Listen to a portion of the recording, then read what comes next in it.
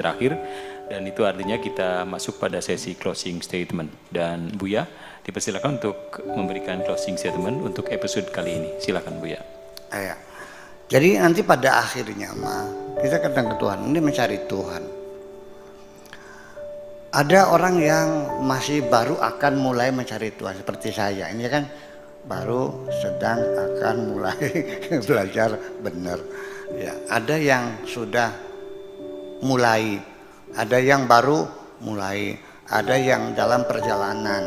Nanti ada namanya mubtadiin, ada sairin, ada wasilin. Ada yang baru mulai, ada yang sedang di tengah perjalanan, dan ada yang sudah nyampe. Nah, ini di ruangan ini ada nggak yang sudah wusul, sudah wasilin? Belum. Masih Patato. perjalanan patato. Iya. Nah, itu nanti kan kadar keimanannya kan berbeda-beda. Ya, nanti ada tahapan yakin, ada ainul yakin, ada lagi hakul yakin, ada yakin, ainul yakin, terus ilmul yakin, terus hakul yakin. Itu kan begini. Makanya bagaimanapun kalau kita masih dalam indikator-indikatornya, tetap kita masih pakai hukum indikator itu berdasarkan pembuktian-pembuktian. Yang melihat langsung ada enggak? Kemungkinan salah sangat terjadi.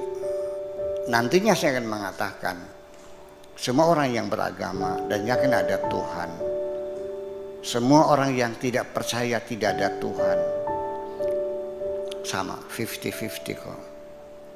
Orang yang ateis tidak akan bisa membuktikan secara pasti ketiadaan Tuhan. Kamu juga yang percaya ada Tuhan tidak pasti memberikan pembukti pasti benarnya ini Tuhannya bisa dibuktikan secara fisik, nggak bisa. Kembali kepada keyakinan. Nanti ujungnya semacam itu. Nah, tetapi dalam tahapan-tahapan dari yakin, ilmu yakin, ainul yakin, hakul yakin itu sendiri, dan yakin itu di atas iman ya. Alladzina yu'minuna bil ghaibi, terakhir walladzina wa bil akhirati hum yuqinun. Yakin itu lebih dari iman. Artinya sudah melihat sendiri. Ingin saya kasihkan satu contoh. Kalau hanya berdasarkan indikator, hanya dilalah indikator. Santri saya mengatakan kepada tamu, Pak silakan nunggu di sini, Buya lagi istirahat. Nunggu kan dari pagi sampai sore. Saya datang, Pak Kiai saya nunggu dari pagi. Kata santrinya lagi istirahat. Saya panggil santri itu, kenapa kamu suruh tunggu tamu nunggu dari pagi sampai sore? Dari mana kamu tahunya sedang ada istirahat? Mobilnya ada, sendalnya ada.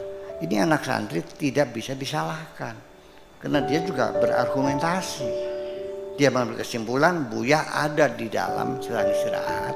Satu, mobilnya ada, karena Buya tuh selalu bawa mobil sendiri, ya kan? Dan keluar sendalnya ada. Sudah,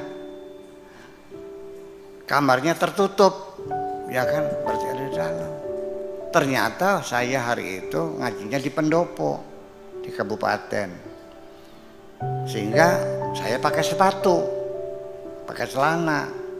Dan di kantor kan gitu, masa gerebat-gerebat pakai sarung, sehingga saya tidak pakai sandal.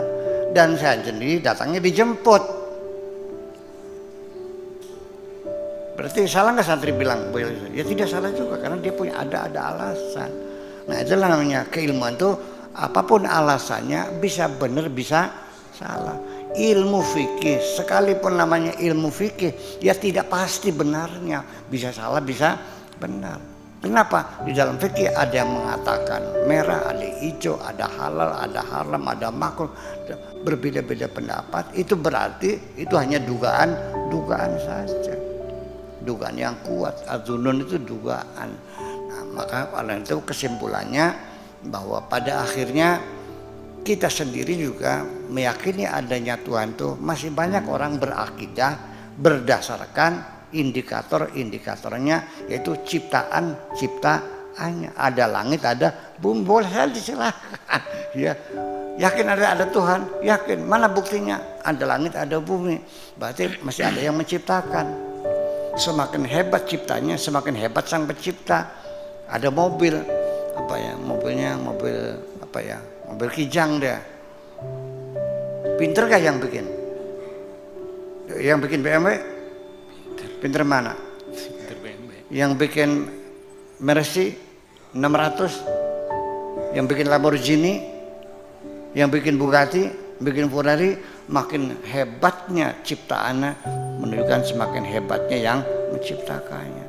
Lebih hebat mana yang buat pesawat dengan yang buat matahari? Nah, itu kan logika. Tapi kan nggak, karena belum pernah melihat Tuhan kan. Nabi Musa juga ingin melihat, ya Allah, nongol dong. Kata Nabi Musa, Tuhan nongol dong, gue pengen lihat lo. Rabbi arini andur ilaika.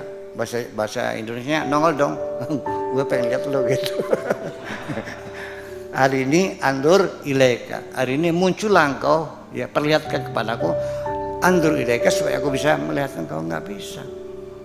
Ya, malah disuruh karena maksa. Oke, kalau begitu lihat gunung. Ya, fa inistaqarra makanahu fasaufa tarani. Musa, nggak bakal mampu kau melihat aku. Ini petunjuk dari Al-Quran. Jangan minta pengen bisa melihat Tuhan, nggak bakal bisa. Matamu dicipta tidak akan mampu melihat zat Tuhan kok. Iya, nggak akan mampu. Lihatlah bulan, ya lihatlah gunung. Ketika engkau melihat gunung itu tetap tidak bergerak, engkau bisa melihatku. Falamma tajalla lil jabali, ketika Tuhan bertajalli kepada gunung, dakka, gunung itu meledak. Wa kharra Musa sa'iqa, dan Musa jatuh tersungkur. Wa qala tubtu wa ana awwalul muslimin. Ampun Gusti, tidak lagi udah aku percaya. Tidak bisa melihat, kan nggak bisa gitu. Itu nanti pada akhirnya yang melihat Tuhan pun tentunya bukan dengan mata ini. Laisa bil basari bal bil basira. Yang bisa melihat Tuhan itu adalah bukan basar, tetapi basirah. Bukan penglihatan mata kepalamu, tapi mata hatimu yang akan melihat Tuhan. Itulah kira-kira nanti orang yang sudah sampai usul, sudah bisa melihat Tuhan, dan kitabnya Ra'aitullah, aku melihat Tuhan, pasti melihatnya dengan mata batin itu, mata hati. Tetap saja pada akhirnya ketika ditanya seperti apa Tuhan yang kau lihat, kalau dia seperti seperti bohong. Tetapi kalau jawabannya tidak seperti apa-apa, betul. Bahwa Tuhan itu tidak seperti apa-apa. Laisa kamitslihi syai'un. Jadi pada akhirnya apakah Tuhan bisa dilihat?